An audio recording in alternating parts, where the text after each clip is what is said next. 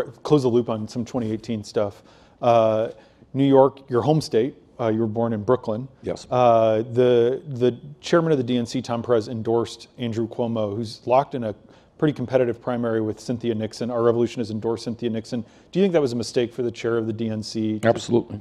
And does it make it harder to trust that progressive candidates in 2020 will get a fair shake when they're wading into primaries like this? It does. Look, let us also be clear. Maybe I'm the only person here who will tell you this, but you got Democrats up here who will tell you, oh, Democratic Party is God's gift to the human race. Republicans will tell you the same thing.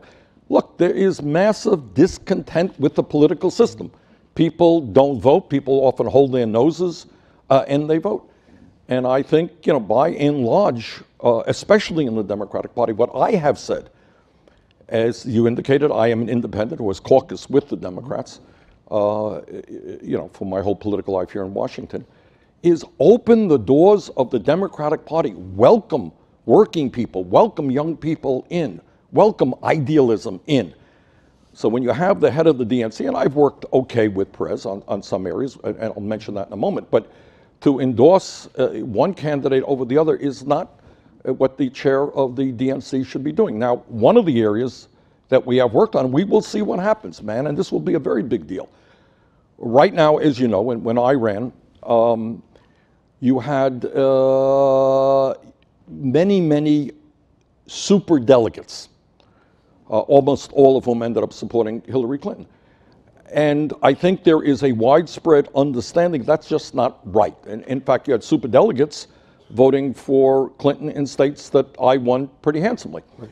And I think there is a general feeling that that does not make a lot of sense. And now there is agreement among Tom Perez and a lot of the Clinton people, as well as our people, who came together and what Clinton and I formed what we called a Democratic Unity Reform Committee, to say that we should substantially reduce the number of superdelegates, actually by about 70%. Some people think we should eliminate them all, and I could certainly support that. Will that happen? Well, we will see. Pay attention to that. Right. And then you got other issues. In New York State, we talk about voter suppression, one of the great problems of our country. It's not just money in politics. You got Republican governors and attorneys general all over this country trying to make it harder for poor people or people of color to vote.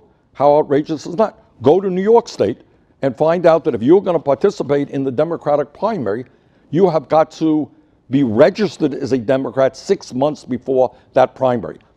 And when I ran in 2016, 3 million people in New York State were ineligible to vote. Does that make any sense? No. So those are the kinds of hurdles and obstacles that I think Democratic leadership has got to transform, change.